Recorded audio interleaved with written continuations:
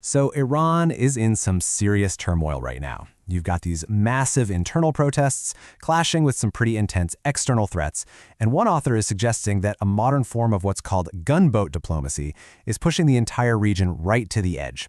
So what exactly is going on, and where could this all be headed? Let's get into it and break it down. And this is really the million-dollar question, isn't it?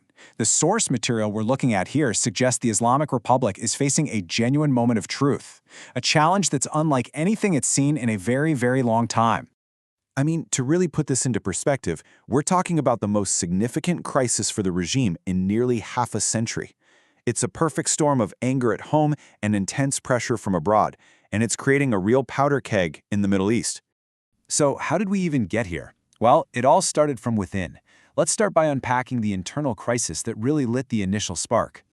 Okay, so it all kicked off with the economy. A crash in currency and the cost of living just soaring, that's what ignited the first spark of protest.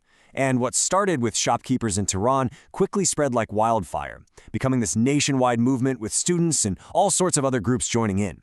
And as you can probably guess, the government's reaction, well, it just threw gasoline on the fire. Yeah, the authorities came down, and they came down hard. The source we're looking at reports the use of brute force, which led to a death toll that's estimated to be in the hundreds. And to try and shut it all down, to stop people from organizing, the government hit the kill switch on the internet, basically plunging the entire nation into digital darkness. But here's the thing. This isn't just a domestic crisis. All of this internal unrest is happening inside what you could call an external pressure cooker. So now let's examine what the article's author calls America's gunboat diplomacy. So, gunboat diplomacy, what does that actually mean? Well, it's not about talking things out. It's all about intimidation. It's basically flexing your military muscles to force another country to do what you want. Not necessarily by firing a shot, but by making it crystal clear that you could. And if you're looking for an example, well, here you go.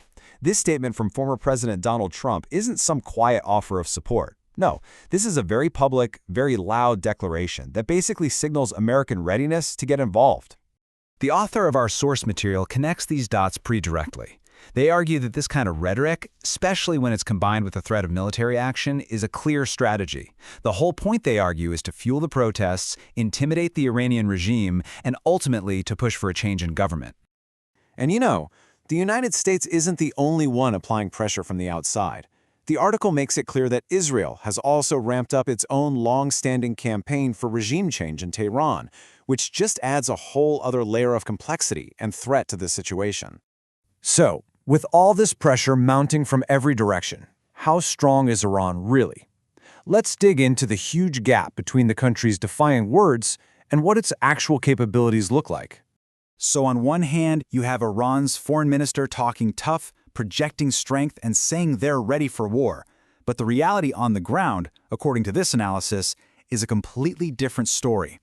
It's a nation that's been seriously weakened by crippling international sanctions, by military conflicts, and by enemy intelligence apparently getting deep inside the country.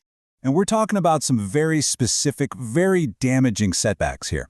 Iran lost a crucial ally when Assad fell in Syria. Its most powerful partner, Hezbollah, took a massive hit from Israel, which really weakened Iran's influence.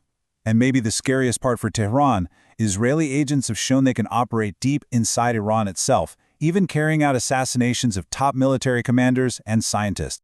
Now, a crisis this big never happens in a vacuum. It always sends shockwaves rippling out across the region. So let's turn to the neighbor that's right there on the front line, Pakistan. Okay, get this. 900 kilometers.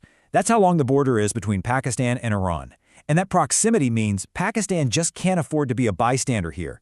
Any major conflict is pretty much guaranteed to spill over. Yeah, for Pakistan, this isn't some far-off problem. It's right on their doorstep, and the source calls it a direct and serious national security challenge.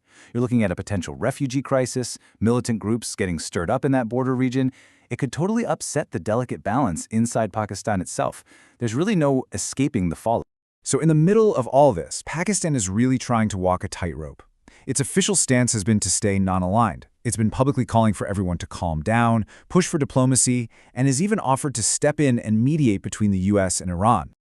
Okay, so we've gone from a domestic crisis to a regional flashpoint. Now let's zoom out to the biggest question of all. Could this thing actually blow up into a much wider, maybe even a global conflict? And the risks here are, well, they're sky high. Iranian officials have made it clear that if there's military action, U.S. bases and vital shipping lanes will be fair game. A conflict like that could easily drag in other major powers like China and Russia, turning a regional mess into a global one. The author wraps it up by saying this is one of the single biggest threats to global peace we're facing right now, no exaggeration. Which really brings us to the big, final question at the heart of all this. It's the central dilemma here. When a country is in crisis, does this kind of external pressure actually help its people find freedom? Or is it just a massive, reckless gamble that could drag the whole world into a conflict?